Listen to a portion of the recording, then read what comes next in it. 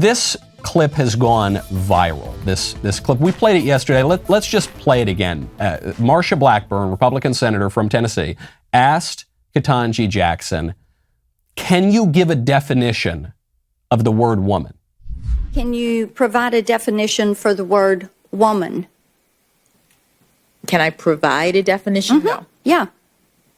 I can't. You can't? Not in this context. So I'm not a biologist. The meaning of the word woman is so unclear and controversial that you can't give me a definition? She can. She's not a biologist. This clip has gone viral. It's gone viral in part because this gender issue has taken over the country. You see it with the NCAA controversy. There's a man named Will Thomas who beat all the girls in the girls' swimming match, and he gets the trophy, and everyone's supposed to be okay with that. You see it with the bathroom bills. You see it with all sorts of new legislation.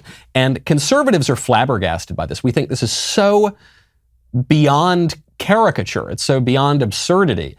But I am worried sometimes that we are not giving the best argument for the other side, or that we simply don't understand what the other side is saying. So, in the interest of actually hearing out the other side, I'm very pleased to bring on David Pakman, who is the host of The David Pakman Show. It's a nationally syndicated progressive TV show and radio show. I'm always really grateful to progressives who come on this show. We invite lots of them on. Very often they say no. Sometimes they come on. So just to make sure we're not strawmanning anything, let's bring on David. David, thank you so much for coming on the show. It's a unique pleasure to be here, Michael. Thank you. So, David, you saw the clip. You've been watching the Ketanji Jackson hearings. Am I crazy, or should a twice Harvard-educated nominee, federal judge, nominee for the Supreme Court, who is a woman, be able to define what a woman is? I can't say if you're crazy. That would be for a mental health professional. For my doctor. You're either dishonest or ignorant, and we can maybe figure out which. So here's the deal. I mean, I'm kind of, we're just meeting each other. I'm sort of kidding around, but here's the deal. There are no instances where when issues come before the Supreme Court, it comes down to the dictionary definition of a word. When it comes to who counts as a woman, or what is discrimination, or what is negligence, it's always in very narrow circumstances where dictionary definitions do almost nothing for you. So she was very smart not to play into these kind of rhetorical black holes, because whatever definition she gives, Michael, she then is going to be pushed into some corner with some case or article or book she hasn't read, by the way. And there's no upside to it. So if we're just having a good faith conversation about strategy, she did the right thing.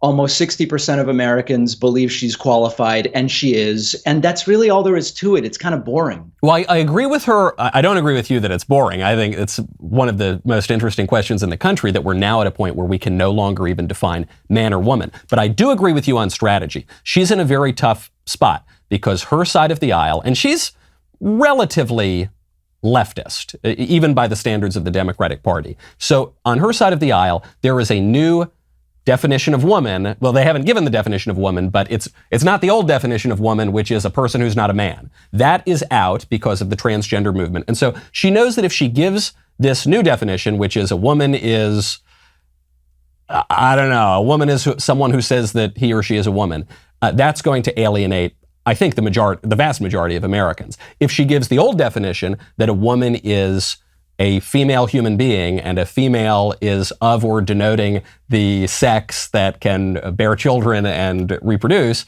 and produce eggs, for instance, she knows that will alienate her base, and she knows that now is apparently controversial in the law after the Bostock decision, after other transgender decisions. So I understand the strategy, but what about the law? What about the definition? You say she shouldn't be quoting the dictionary. Well, fine. Shouldn't she at least be able to give the legal definition of a woman? Shouldn't she, a woman, have some sense of what that is? I'm not a meteorologist. I can tell you if it's raining. Yeah, there is no legal definition of a woman, and that's exactly the point.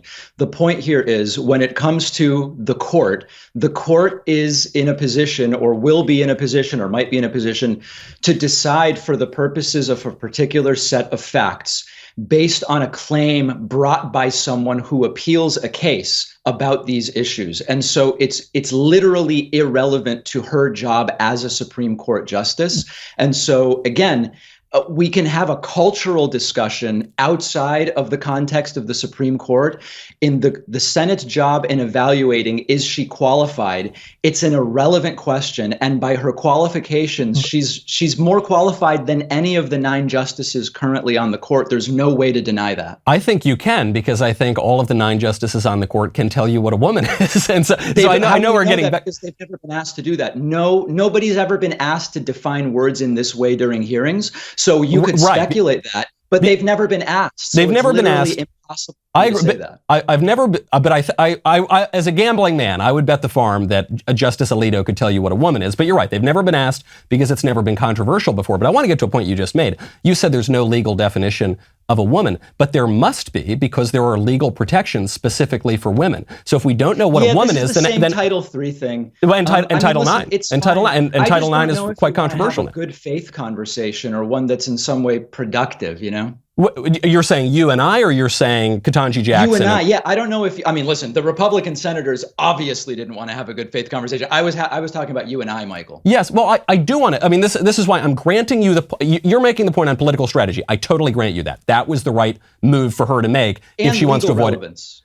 But then bring up Title IX. I mean, there are legal protections for women. This is coming before the court. It's come before the court in the last term. There are going to be a lot more cases coming before the court coming up. It seems extraordinarily relevant that we know what this woman thinks of these issues and of a basic question of biology and human nature. What is a woman? I mean, I don't think that's a bad faith question for the senators or for me to ask. No, it's not necessarily bad faith, but we have to be able to, what I hope are reasonable people, Michael, understand that in the context of her role as a Supreme Court justice, it doesn't come down to a biological opinion. Like, can you at least grant that piece? Well, it's true that for what the Supreme Court decides, these are narrow issues where, when it comes to Obamacare's constitutionality, which Amy Coney Barrett never, refused to weigh in on, with all of these things, these are really narrow legal decisions, and there is no way in which a dictionary definition of terms does anything for us. Well, it might do something, but I grant your point a little bit, except that Marcia Blackburn didn't ask for the biological definition or the dictionary definition. That's what Ketanji Jackson added. She said, I'm not a biologist.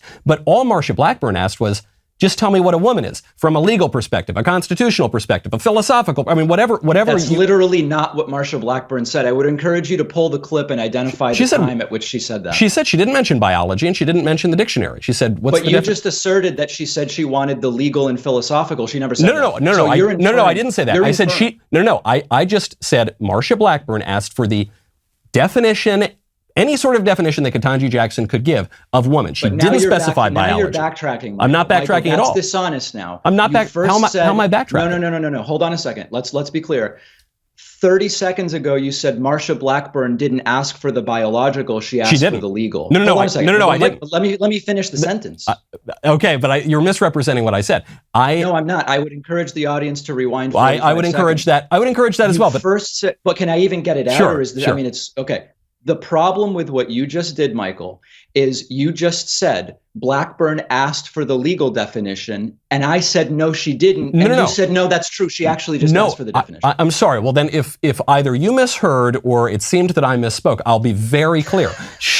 Marcia Blackburn just said, what's the definition of a woman? She didn't specify anything else. Now, you then said that biology has no place here, or that the dictionary definition has no place, but that's not what Marcia Blackburn asked for. She just asked a simple question. Understand that in these Supreme Court hearings, the senators can ask the questions however they want, and the nominees can answer them however they want. Or not answer them. My opinion this is my opinion, and you can have a different one, and that's the great thing about America, Michael. My opinion is that if you're interviewing for the job of Supreme Court justice, it's reasonable to assume the questions have a legal bearing as to your role on the court.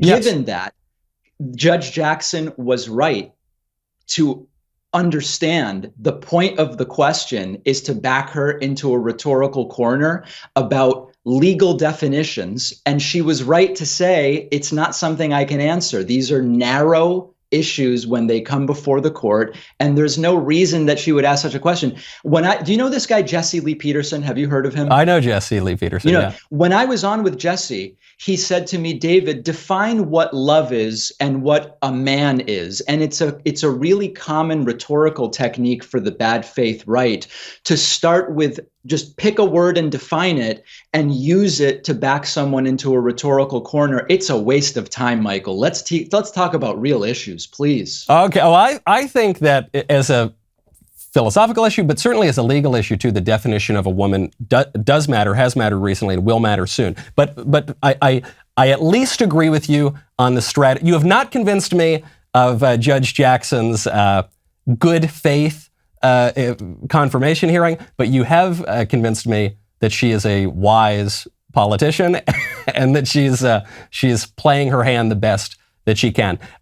Before I let you go, David, I know we're like way over. I am really not playing the game of giving you some impossible thing to define. But since the question of woman is up in the air, everyone's arguing over what it means these days, do you have, either you yourself or you speaking for the progressives, do you have a working definition that you would use?